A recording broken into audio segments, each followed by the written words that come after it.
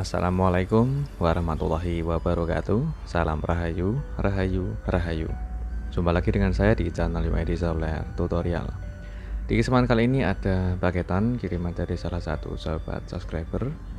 Beliau sebelumnya sudah konsultasi via WhatsApp teman-teman, yaitu untuk menanyakan kerusakan tablet Samsung Tab AP205 dengan kondisi bilangnya touchscreen sama sekali tidak bisa disentuh teman-teman. Ternyata setelah saya unboxing, ini kondisinya seperti ini, seperti ada minyak atau seperti ada air di bagian tengah layar teman-teman. Jadi beliau juga sebelumnya sudah cerita untuk di bagian touchscreen itu pernah diganti. Namun kalau saya lihat untuk di bagian touchscreennya ini mungkin penggantiannya tanpa memakai lem OK teman-teman. Jadi mungkin saja penggantian touchscreen itu hanya dilem di bagian samping sekeliling layar pada frame, bukan menggunakan lem OK. Setelah saya nyalakan dan saya cek, ini touchscreennya sama sekali tidak bisa disentuh teman-teman. Oke, jadi saya sarankan beliau untuk penggantian touchscreen lagi beserta menggunakan lem OK teman-teman. Nanti kita akan coba untuk proses pembongkaran agar kalian bisa lebih paham kalau penggantian touchscreen tanpa menggunakan lem OK seperti yang kejadian seperti ini yang sudah pernah diganti touchscreen selang beberapa hari, mungkin hanya sebentar kambuh tidak bisa berfungsi untuk touchscreennya, dan juga ada flek seperti air atau cairan di dalam layar LCD-nya. Oke, untuk SP-nya sudah kita lepas dan kita bongkar untuk bagian backdoor-nya. Oke, langkah selanjutnya kita lepas dulu di bagian soket baterai, baru kita lepas di bagian fleksibel LCD, fleksibel touchscreen, dan fleksibel SP-nya. Oke, kita proses untuk pembongkaran LCD-nya atau pembongkaran di bagian touchscreen-nya. Kita bisa menggunakan alat penghangat seperti blower ataupun menggunakan alat separator. Perhatikan, di bagian ini setelah saya coba untuk melepas menggunakan mika, terlihat jelas untuk touchscreen-nya tidak nempel sama LCD ya teman-teman, jadi terpisah seperti ini, dan di bagian tengah layar LCD sangat kotor sekali teman-teman. Jadi seperti inilah contoh apabila kalian mengganti touchscreen tanpa menggunakan lem OK atau tanpa lem OK di bagian tengah layar LCD teman-teman. Untuk di bagian yang saya tunjuk di bagian pojok atas LCD itu adalah fleksibel S Pen teman-teman. Kalau fleksibel S Pen itu menyatu sama LCD, berbeda sama fleksibel touchscreen. Kalau fleksibel touchscreen itu jadi satu sama kaca touchscreen-nya. Kita pelan-pelan angkat LCD-nya karena di bagian belakang atau di bagian bawah LCD ini terdapat solasi double tip. Karena untuk proses penggantian touchscreen-nya tanpa menggunakan lem OK, jadi mungkin agar LCD-nya itu nempel sama frame dan tidak terganggu oleh touchscreen yang tidak menggunakan lem OK teman-teman. Oke, berikutnya kita lepas untuk fleksibel board atau fleksibel mainboard yang ada di fleksibel LCD-nya. Selanjutnya kita bersihkan dulu dari sisa kotoran atau sisa lengket yang masih ada di bagian LCD. Untuk membersihkan layarnya, kalian bisa menggunakan cairan sejenisnya ya teman-teman. Kalau saya menggunakan cairan Pertamax atau bensin, atau kalian bisa menggunakan cairan thinner. Untuk menggunakan cairannya, diteteskan dulu ke bagian tisu, baru kita usap secara merata di bagian LCD-nya. Setelah bersih, kita siapkan lem OK kering dengan ukuran LCD-nya. Sesuai ukuran LCD di angka kurang lebih sekitar 8 in ya teman-teman, atau kalian bisa menggunakan yang ukuran agak lebar, nanti sisanya bisa dipotong.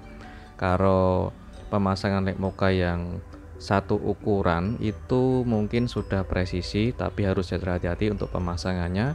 Kalau miring sedikit itu nanti bisa pemasangan agak miring, tetap gagal ya teman-teman, harus melepas kembali untuk lem OK-nya. Kalau saran saya, apabila kurang terbiasa atau belum terbiasa menggunakan lem OK yang sudah sesuai ukuran, harus hati-hati untuk proses pemasangannya.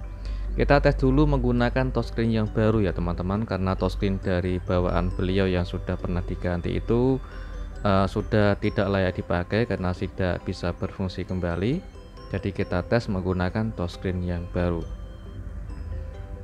Oke, kita nyalakan dulu untuk tabletnya hingga menyala sampai menu, dan alhamdulillah untuk saya geserkan ini sudah bisa masuk menu teman-teman.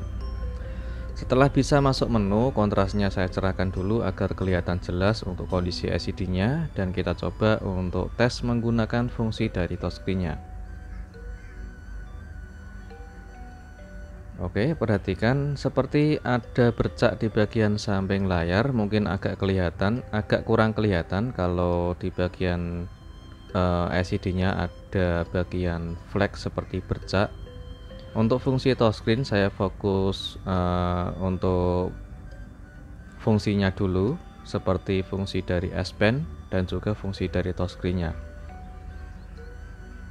Alhamdulillah untuk fungsi touchscreen dan fungsi S Pen masih bisa berfungsi dengan normal ya teman-teman. Jadi untuk S Pen-nya masih bisa berfungsi, dan touchscreen yang baru yang kita tes alhamdulillah itu layak dipakai dan bisa berfungsi dengan normal.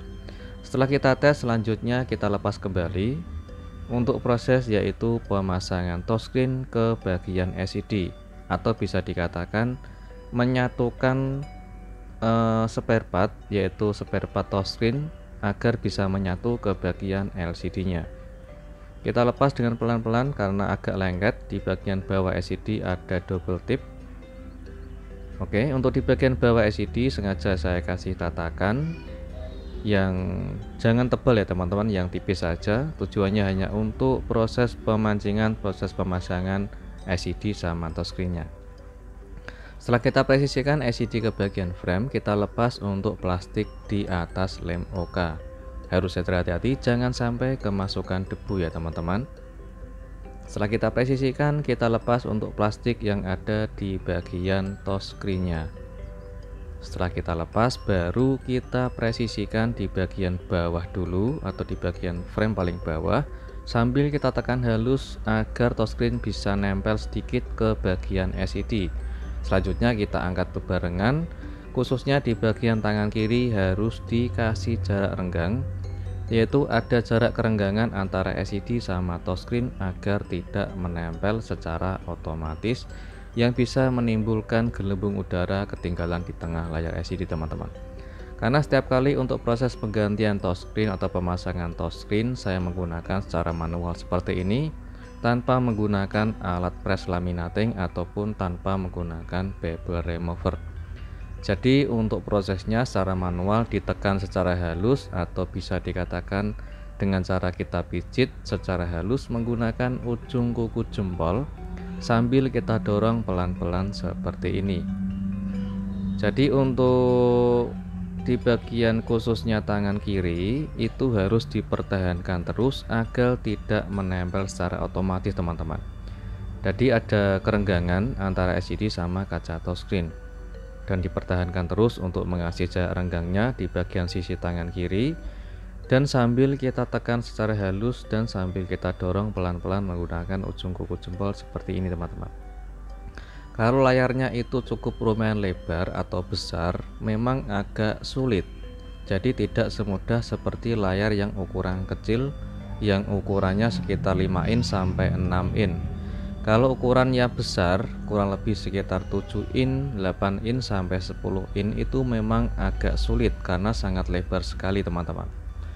Kalau diameter yang lebar dan ujung jempol kita itu tidak mencapai apa yang kita kepengen urut atau kita pijit, itu memang agak sulit ya teman-teman. Jadi harus extra hati-hati untuk segala proses pemasangannya.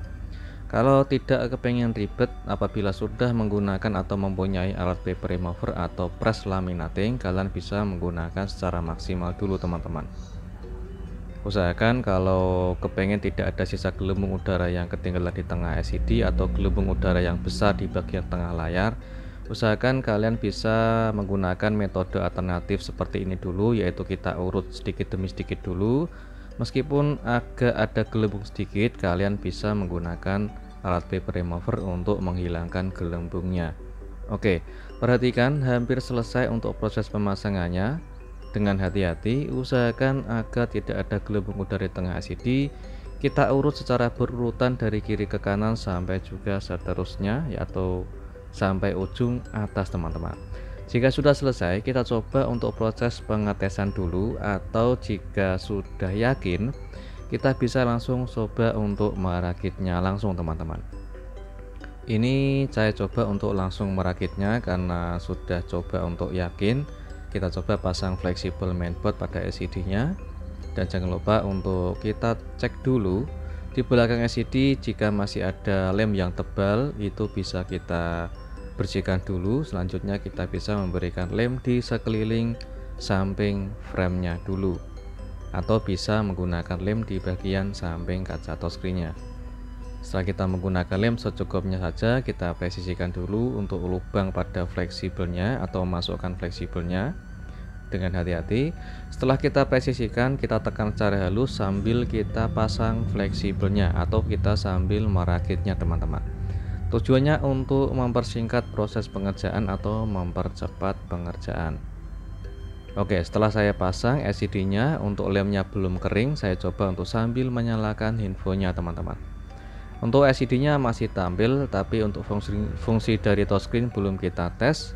Sambil kita coba untuk menyelesaikan perakitannya, kita pasang untuk backdoor-nya dengan hati-hati untuk menekannya, jangan terlalu keras agar touchscreen-nya tidak retak atau LCD-nya tidak retak ya teman-teman. Oke, handphone sudah menyala. Saya coba untuk pastikan kembali fungsi dari touchscreen dan LCD-nya ini. LCD masih menggunakan originalnya, jadi tanpa mengganti LCD satu set, melainkan hanya cukup mengganti touchscreen-nya selesai. Kita coba untuk pengetesan dulu fungsi dari touchscreen setelah selesai perakitan teman-teman. Alhamdulillah untuk fungsi dari touchscreen bisa berfungsi dengan normal. Sekarang kita coba untuk fungsi dari S Pen-nya.